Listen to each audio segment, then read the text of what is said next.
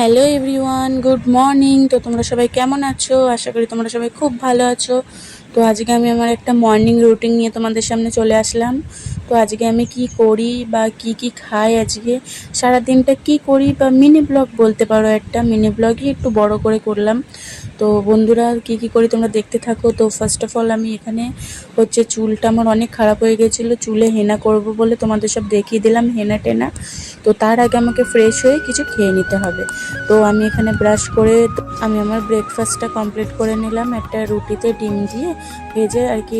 কে কে খাওয়া এমনভাবে আমাকে নিশ্চয়ই জানাবে। তো রুটি আমার অন্যভাবে খেতে ইচ্ছা করছিল না বলে আমি ডিম ভেজে রুটি খেয়ে নিলাম।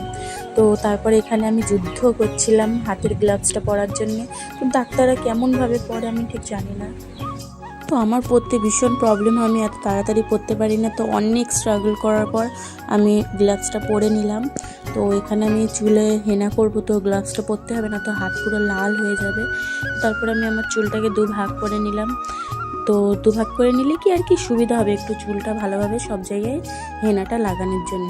তো তোমরা হেনা কে কে কতদিন পর পর করো?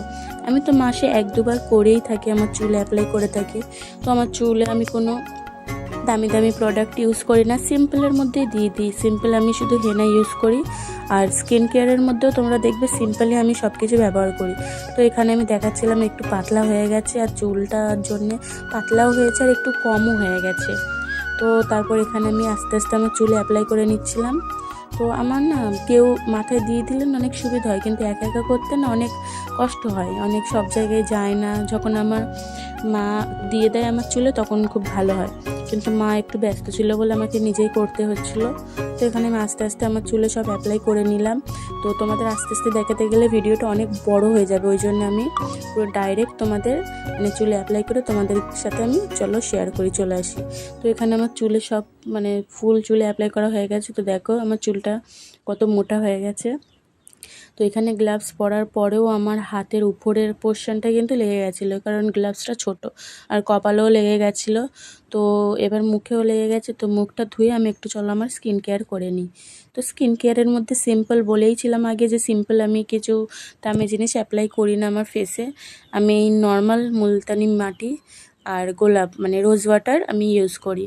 তো গোলাপ জল ইউজ করে এই দুটোই ব্যাস আমার স্কিন কেয়ারের জন্য এনাফ। আমি অত দামি দামি ইউজ করি না, পিম্পল বেরোবে বা এত দামি ইউজ করে কী লাভ যদি আমাদের প্রকৃতি থেকে এত সুন্দর জিনিস পাওয়া যায়। তো তোমরা দেখতে পাবে আমার স্কিনটা কিন্তু অনেকই ক্লিয়ার, কোনো ব্রণ নেই, কিচ্ছু নেই, কারণ আমি উল্টোপাল্টা কিছু ইউজ করি না আমার স্কিনে। তো এখানে মুলতানি মাটিটা মানে মিক্স করার পর চামচে একটু লেগেছিলো, সেটাই আমি নিয়ে নিচ্ছিলাম। বন্ধুরা আমি একটু কিপটে আছি। তো আমি এখানে চামচেরগুলো ভালোভাবে ফেসে অ্যাপ্লাই করে নিয়েছি। তারপরে এখানে হাত দিয়েও আমি মুলতানি মিট্টিটা আমি মানে পুরো ফেসে আমার অ্যাপ্লাই করে নিলাম। তো প্রথমে আমি চোখের নিচে দিলাম, চোখের নিচে ডার্ক সার্কেল হয়ে গেছে, মানে ফোন দেখে দেখে রাত 3টে পর্যন্ত ফোন দেখে দেখে চোখের নিচে ডার্ক সার্কেল হয়ে গেছে আমার। তো চোখের নিচে দিয়ে তো তারপর আস্তে আস্তে পুরো ফেসে অ্যাপ্লাই করে নিয়েছি। কি লাগছি তো পুরো ভূত। তো ভূত লাগছে, আমি অবশ্যই ভূত লাগছি। তো 2 দিকে চুল বাঁধা আর দেখো ফেসে অ্যাপ্লাই, মানে কেমন লাগছে ঠিক আমাকে কমেন্টে নিশ্চয়ই জানাবে। তারপর আমি এখানে ফ্রেশ ট্রেশ হয়ে তোমাদের দেখাচ্ছিলাম ফেসটা। তো মুলতানি মাটিটা মাখার পর না ফেসটা একটু ড্রাই হয়ে যায়। তো তারপরে আমি এখানে আমার ময়শ্চারাইজারটা অ্যাপ্লাই করে নিলাম আমার ফেসে। তো আমি বেশি দিই না, সামান্যই দিই, কারণ মুখটা তেল তেল তেল হয়ে যায়, কম দামি ময়শ্চারাইজার হলে যা হয়।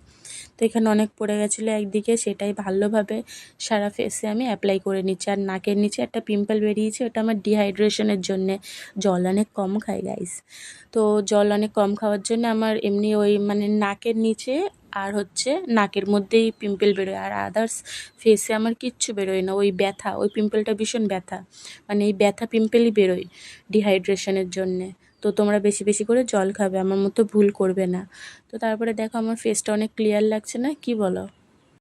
আর আমার একটু না গোপ আছে, তো ইগনোর করো ওই গোপটা। আমি স্বাভাবিকভাবে আমার আপার লিপস করাই না, মানে আমার ওই গোপটা আমি কাটাই না, আপার লিপস করাই না আমি। জাস্ট মাঝে মধ্যে একটু আমার ভুরু প্লাক করি। তো তেমনই আজকে বিকালে বেরিয়ে গেছি আমার ভুরু প্লাক করতে। তো এখানে ওয়েদারটা দেখাচ্ছিলাম, কত সুন্দর ওয়েদার, চারিদিকে সবুজে সবুজ। তো তোমাদেরকে ওয়েদার দেখাতে দেখাতে আমি এখানে পার্লারে এসে আমার ভুরু প্লাকও করা হয়ে গেছে, সেটাই তোমাদের দেখাচ্ছিলাম। তো তারপরে ভুরু প্লাক করে এখানে আমি একটু শপিং করে নিলাম। বন্ধুরা, এটা কিছুদিনের আগের ভিডিও, শপিংটা করছিলাম দীঘা যাওয়ার জন্য। দীঘা যাওয়ার ভিডিও ইদানিং তোমাদের সাথে কিন্তু আমি শেয়ার করে দিয়েছি, এটা দীঘা যাওয়ার আগের ভিডিওটা। তো এখানে আমি দীঘা যাওয়ার আগে এমন রেডি হয়ে গেছিলাম, আর বাজারে গিয়েছিলাম, একটু ফুচকাও নিয়ে এসেছিলাম। তো ফুচকাটা দেখো কত টেস্টি লাগবে, আমার তো এখনই জিভ দিয়ে জল বেরোচ্ছে, আবার ফুচকা খেতে ইচ্ছা করছে আমার। আমার যা দারুণ লাগে ফুচকা। ফুচকা কার কার ফেভারিট বন্ধুরা নিশ্চয়ই কিন্তু বলবে। আমার ফুচকা অ্যান্ড মোমো এই দুটো কিন্তু আমার ফেভারিট। আর এই ব্লগটা তোমাদের কেমন লাগলো বন্ধুরা নিশ্চয়ই জানাবে। নতুন হয়ে থাকলে সাবস্ক্রাইব নিশ্চয়ই করে দেবে। তো আজকের জন্য টাটা।